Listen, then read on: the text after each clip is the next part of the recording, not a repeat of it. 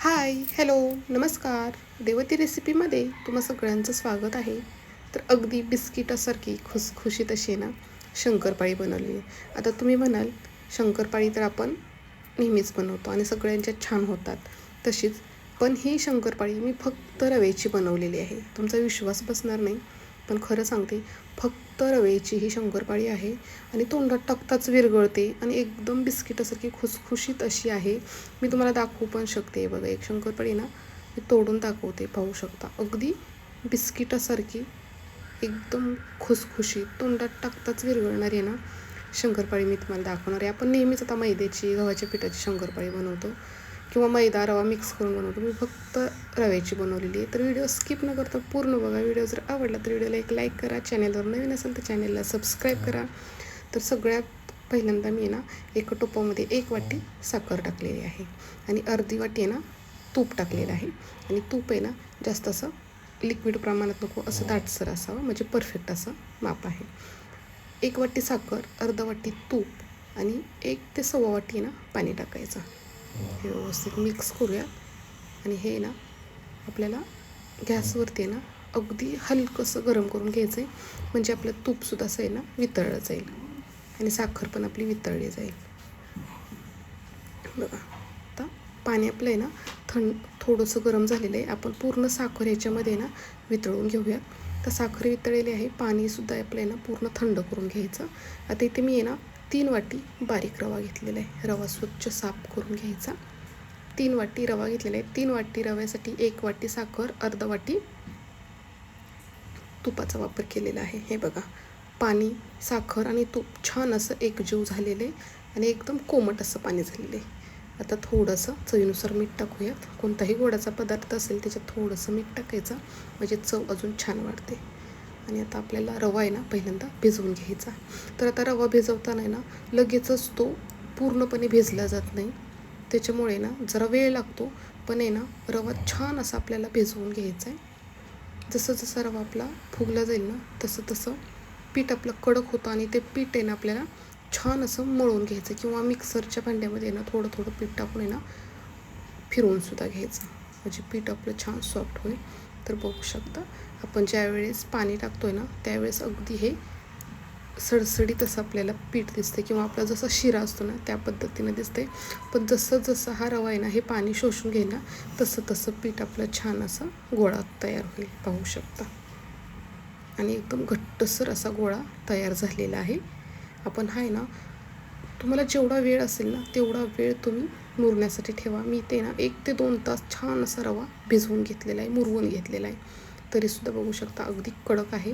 आता ह्याला पण आहे ना आपण थोडंसं पाणी घेऊन येणं आहे. बघा, ह्या पद्धतीने ना छान असा आपलं जे तळहात असतं ना त्याने ना ह्या पद्धतीने असा मळून घ्यायचं आहे. अगदी 3-4 मिनटं आपण आहे ना थोडं थोडं पाणी लावून आहे ना छान मऊसूद असं आहे ना आपल्याला रव्याचं हे पीठ आहे ना ते मळून घ्यायचं आहे. मस्त असं अगदी मस्त पीठ आपलं आहे ना छान मळलेलं आहे. तुम्हाला विश्वास बसणार नाही की हे फक्त रव्यापासून आहे, पण हे फक्त रव्यापासून आपण बनवलेलं आहे. आता आपण शंकरपाळी लाटायला घेऊया. तर जेवढा आपल्याला उंडा हवा आहे तेवढा असा आहे ना गोळा काढून घेऊया. आणि आता छान असं लाटून घ्यायचं. तर ह्याला काही सुकं पीठ वगैरे काही लावायचं नाही, कारण ह्याच्यात आपण तुपाचा वापर केलेला आहे, त्याच्यामुळे हे ऑलरेडी तेलकट आहे. छान असं लाटून घेऊया. तर नेहमीपेक्षा आपण मैद्याची शंकरपाळी बनवतो ना ती थोडीशी जाडच ठेवतो आपण, त्याच्यामुळे ती तळल्यानंतर अजून मोठी होते. तसा रव्याची शंकरपाळी आहे ना अगदी पातळ, आपली चपाती असते ना त्याच्यापेक्षा थोडीशी जाड ठेवायची आहे. बघा, ह्या पद्धतीने. पण रव्याची शंकरपाळी अजिबात कडक होत नाही. तुम्हाला असं वाटेल की रव्याची शंकरपाळी कडक होईल, अजिबात कडक होत नाहीत. अगदी बिस्किटासारखी तुम्हाला खुसखुशीत लागते. छान असं लाटून घेतलं आहे आणि ह्याच्या आहेत ना छान उभे आडवे कट मारून आहे ना ती छोट्या छोट्या आपण आहे ना शंकरपाळ्या कट करून घेऊयात. बघू शकता, ह्याच पद्धतीने मस्त असे एकसारखे कट मारून घेतलेले आहेत.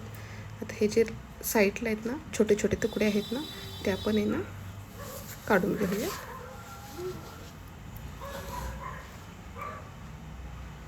आणि आता हे एका ताटामध्ये शंकरपाळी बघू शकता आपली मस्त अशी, हे बघा इतकी जाडसर ठेवलेली आहे. एका ताटामध्ये काढून घेऊयात आणि ही अशाच पद्धतीने काढायची. अजिबात ती तेलात चिकटत नाही. तेलात सोडली की ते मनाने आहे ना मोकळी होऊन जाते. आता दुसरीही तुम्हाला दाखवते. एक उंडा घेतलेला आहे, छान असं लाटून घ्यायचं आणि तुम्हाला आवडेल ह्या आकारामध्ये ना उभे आडवे मस्त असे कट मारून घ्यायचे. तर आता इथे मी कढईमध्ये तेलसुद्धा गरम करायला ठेवलेले. तेल गरम झालं की गॅस मीडियम ठेवायचा आणि मीडियम गॅसवरती आपल्याला शंकरपाळी ना एकसारखी हलवत आहे ना छान अशी तळून घ्यायची आहे. तर मी इथे पाहू शकता झाऱ्याने ना शंकरपाळी आपल्या तेलामध्ये सोडलेले आहेत आणि एकदम अर्धा एक मिनिट झालं. हे बघा शंकरपाळ्या छान अशा मोकळ्या होत आहेत आणि शंकरपाळी तळताना ना एकसारखं हलवत राहायचं म्हणजे शंकरपाळी आपली आहे ना सगळ्या बाजूने आहे ना छान अशी तळली जाते आणि कलरसुद्धा छान येतो. आणि शंकरपाळी तळताना मीडियम गॅसवरतीच आपल्याला गॅस ठेवायचा आहे आणि शंकरपाळी तळायची म्हणजे शंकरपाळी आतपर्यंत छान खुसखुशीत तळली जाते आणि कलरसुद्धा छान येतो. हे बघा मस्त असा कलर आलेला आहे. आता आपण एका चाळणीमध्ये ना काढून घेऊया म्हणजे जर एक्स्ट्राचं तेल असेल तर ते खाली निघून जाईल. पाहू शकतो. तर ह्याच पद्धतीने सगळ्या शंकरपाळ्या मी तळून घेणार आहे. तर कसा वाटला व्हिडिओ तो तुम्ही मला नक्की कमेंट करा आणि तुम्हीसुद्धा ह्या पद्धतीने ना रव्याची शंकरपाळी करून बघा. खरंच तुम्हाला सांगते खूप आवडेल. पाहू शकता मस्त अशी खुसखुशीत रव्याची शंकरपाळी ना तयार झालेली आहे. व्हिडिओ बघितल्याबद्दल तुम्हा सगळ्यांचे मनापासून धन्यवाद.